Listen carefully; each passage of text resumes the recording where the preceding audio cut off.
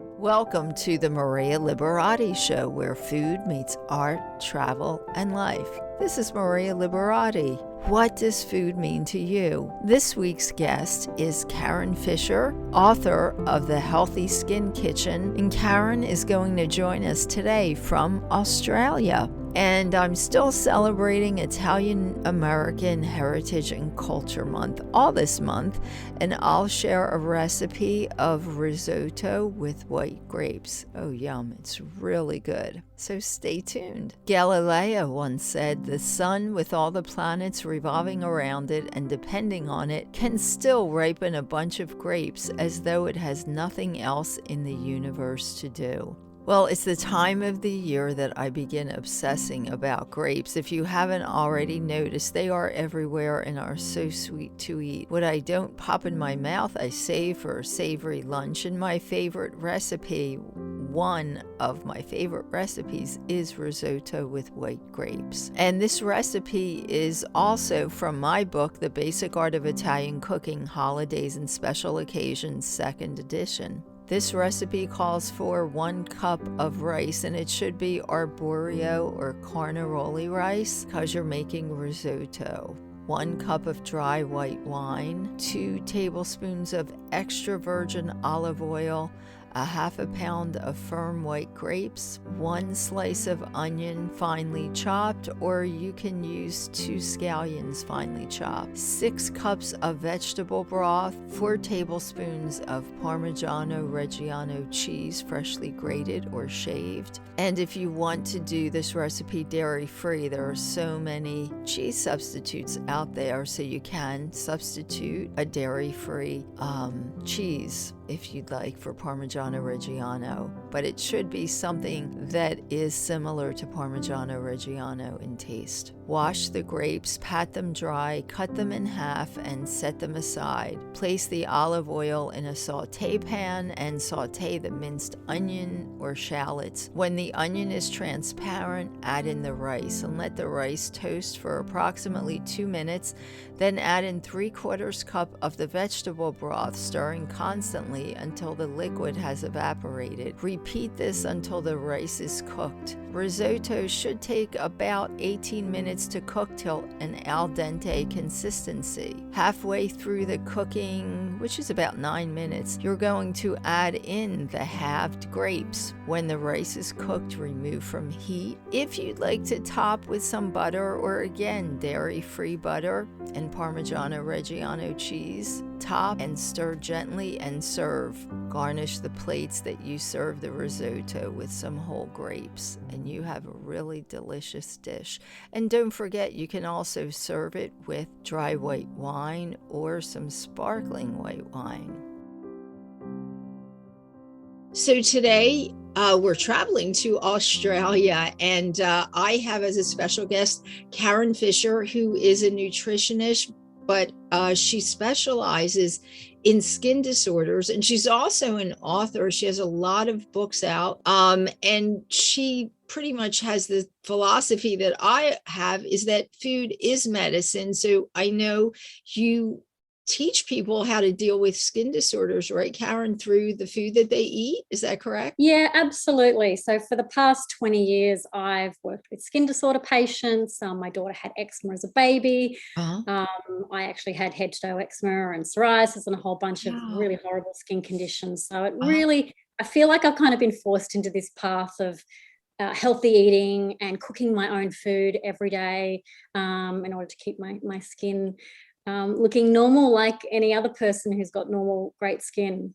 Right. So I know your latest book is The Healthy Skin Kitchen. Now, is that released yet? Was that released? Yeah, absolutely. Absolutely. It's released worldwide. So it's in Okay. So America and yes. everywhere. So why did you tell us, I guess, what was your idea about writing The Healthy Skin Kitchen? Well, look, I've written a lot of skin health books, and I usually focus on eczema or getting your kids to eat veggies. But this one was really dear to my heart. I was like, it's going to be my last book, and I'm just going to put everything I've learned over the past 20 years working with skin disorder patients. I want to kind of teach people what I know, because I just want to get it all out there. So I had actually gone through a stressful period in my life, and I ended up with head to toe eczema and hives and a thing called mast cell activation disorder, and I was allergic to cold weather, and I couldn't go out. I couldn't socialize. So, with people with all the social isolation things at the moment, I had already been totally socially isolated for probably 18 months before I found a solution that, cleared up my skin. So after I cleared up my skin and got my life back, I could finally go to a cafe again and order off the menu. I went, I've got to put all of this into a book, because I've learned some new things that I didn't know doing 20 years as a nutritionist. So I just wanted to pop it all into the Healthy Skin Kitchen. So someone with what I had would have a special program, but then somebody who just wanted to, make their skin look younger. I wanted to give them different tips and different recipes. So it kind of was designed to help people with a lot of different skin conditions, because I've worked with a lot of people with different skin conditions, and I was like, they need different foods to each other. It's just not one specific diet for everybody. Right. So why is it important for people with skin problems to get in the kitchen more often and cook their own food? Oh, absolutely. Well, look, it's important to know what you're putting in your body and to connect with the foods you eat, and start experimenting with new foods and new recipes, because basically your skin is made from the food you eat. So if you're looking at your skin going, oh, it doesn't look so good, look at what you're putting in your body, because our skin is literally made from the foods we eat. It is built from the foods we eat. So that means, maybe less takeaway food, or less, those fad favorites that are on all the blogs at the moment, and more skin friendly foods. Look, I also suggest to my patients to get yourself into a relaxed state before eating, because stress and anxiety are big predictors of skin problems, skin disorders. So, we eat while we're watching the news, and that's probably the worst thing we can do for our skin, because we need to be relaxed. So we're suppressing all those stress hormones, because those stress hormones are going to, give you a breakout or make, some sort of inflammation in your body. Wow. So tell us some any favorite go-to recipes for that specifically help your skin. Absolutely. Look, when I had the head to toe eczema and hives, and I had a bit of psoriasis at the same time, I just made this smoothie called the Blue Healer. I just went, okay, I've got to have something for breakfast that's going to, kickstart my skin health. And this worked really, really well. So basically I used oat milk, or, you can use another plant-based milk that's right for your allergies and sensitivities. So it was oat milk. I sprouted my own mung bean sprouts, which are the easiest sprouts in the world to sprout. And I popped them in my smoothie. Literally, these mung beans, you put them in water overnight, you drain them. In a day, they've sprouted. So it's like the easiest food you will ever grow. Popped a handful of those in. I actually put some red cabbage in, because I literally couldn't eat blueberries or any pieces of fruit. I'd become allergic to everything. So the red cabbage, anything purple. So red cabbage or blueberries have anthocyanins. So they're going to help to protect your skin from sun damage and help to protect your cells. So that, if you can put in something like pear to make it sweeter, I couldn't at the time. And I did vitamins and minerals. So calcium, magnesium, zinc, B vitamins, the things that vitamin C, things that your skin needs to hold together and be healthy. So so I just whizzed all of that up and had that every day. So it wasn't about making this really sweet, we add sugars and stuff to smoothies. It was about just a healing one. It actually tasted really nice, believe it or not. Wow. So. Yeah, it sounds like it would be really refreshing. Do you find that, because one of the things I've noticed is, people have sensitivities to foods, but I've kind of started figuring out that some of the sensitivities people have, I think, are not necessarily the food itself, but the way that they're growing, with all these chemicals they're adding to foods and the way they grow them and things.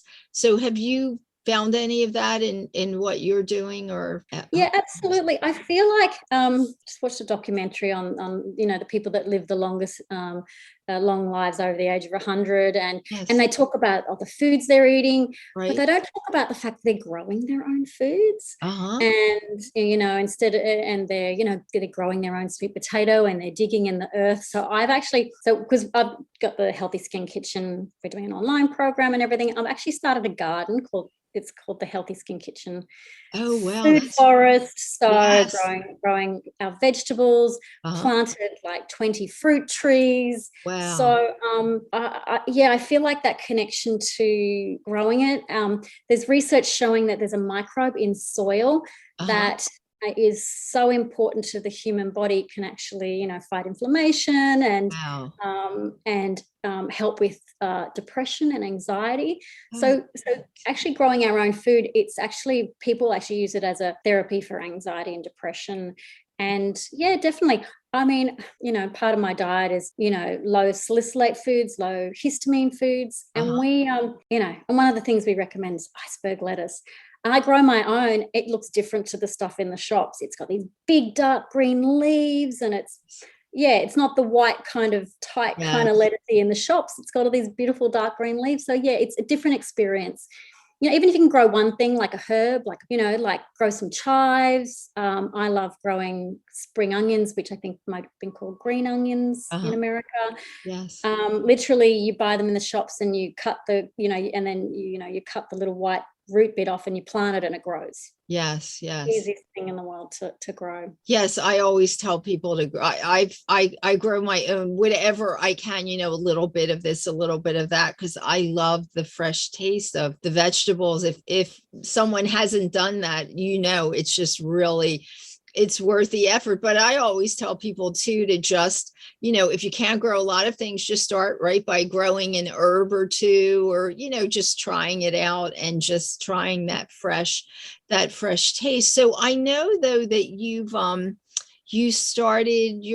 launched some kind of an online membership or something like that. Tell us about that. Yeah, absolutely. Because over the years, because I've been writing books for 15 years, we always have readers contacting us, and they want more help, and they want nutritional advice. They want to be guided along and helped out. If someone's got head to toe eczema and they've had it for 50 years, they like a little bit more support. So when I brought out the Healthy Skin Kitchen book, we're like, okay, we're going to do an online membership. So people who are following the diet can come and talk in the forums, and they'll get an email, and each week we'll tell them why they should eat this food, how to grow it. And we've got this little food finder, so they can literally type in any food or a chemical. If they're buying a mayonnaise and there's a chemical number on it, they can type it in, and we'll tell them what it is a good, bad, or caution, and they'll know. And we also tell them, if they type in zucchini, it'll pop up how to cook it, how to grow it, how to choose the best zucchini. I feel like it's just something that people need to give them that little extra incentive to stay on a healthy eating program. They've got guidance. It's run by nutritionists. I have two fabulous nutritionists that work with me, and so it's that whole experience of not just reading a book. It's like the book's great in the kitchen. It's got all the, it's got, more than 50 recipes. So they've got the book in the kitchen, and then they've got more recipes online, and they can chat to us. Oh, that's great. So I know one other thing, which I kind of forgot to mention. So you were telling me though that different skin disorders, require different types of foods. Is that right? Like it's not just one diet for eczema and acne and everything else, right? It's different types of foods. I guess it's important that people know which foods are better for their skin disorder, each skin disorder. Yeah, absolutely, Maria. I see this over and over again with blogs and stuff, just saying, hey, eat these foods and your skin will be beautiful. And I'm like, well, you can't tell someone with eczema to have avocado and coconut, because 52% of eczema sufferers are sensitive to chemicals called salicylates and amines, and that's in avocado and coconut. So you're going to be hurting some people and helping others. So what I really recommend is, different skin disorders require different diets. For example, someone with acne has really oily skin, And, so they really should be avoiding things like almonds, most cooking oils, except for olive oil, because that won't change your skin hydration. And things like, other nuts and things, because it's going to make their skin oilier. Whereas, someone with eczema, they want their skin to be oilier. They've got very dry skin. So something like a rice bran oil or definitely flaxseed oil is very good in their diet, and flax seeds. So they're getting more omega-3 into their skin, and it can change their skin in a matter of days. I know people who are on a restricted diet, they take all the oils out of their diet. Within a week, they're going to have really, really dry skin. So someone with acne who has really, really oily skin, you can change that within a week. It works that quickly. Wow. And it's amazing. As I said, when we started, I've always had the philosophy that food is medicine. I know, because I feel so much better when I know when I'm eating well. If I'm not eating well, if I'm stressed out, I just, I know it's really food is medicine. And I love that that's kind of pretty much your philosophy. How you help people is teaching them through the food that they eat. So that's great. So Karen Fisher, so the Healthy Skin Kitchen, and people can find the book anywhere on Amazon, anywhere it's books are sold. Yeah, absolutely. Absolutely. You can even, get it ordered in through your local bookshop. You just give them the name and the author name, Karen Fisher, and they'll be able to order it in for you. Going to say online, like where can people find you online also? Yes, so they can find me online at healthyskin.com.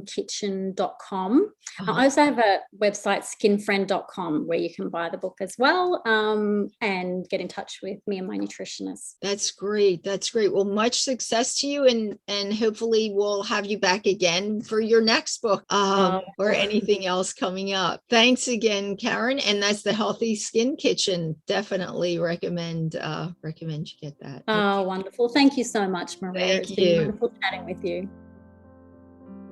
Thanks for listening to the Maria Liberati Show, and thanks for joining us. And special thanks to my producer, Britton Roselle, and this week's guest, Karen Fisher, who visited us from Australia this week. And all this month, we're celebrating Italian American Heritage and Culture Month. So like the episodes, share a review on social media of the show, hashtag it the Maria Liberati Show, and you'll be entered in a giveaway to win a copy of one of my books from the book series, The Basic Art of Italian Cooking.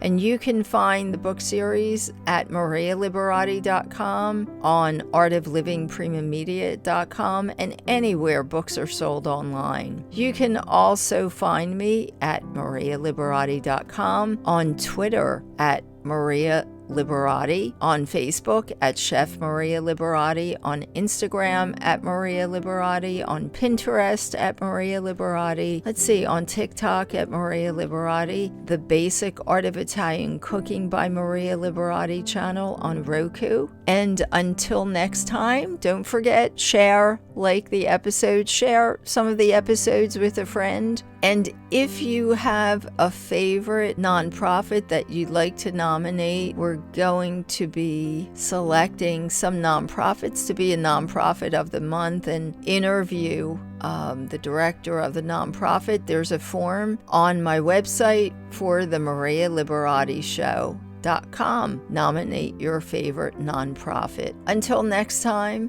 peace, love, and pasta.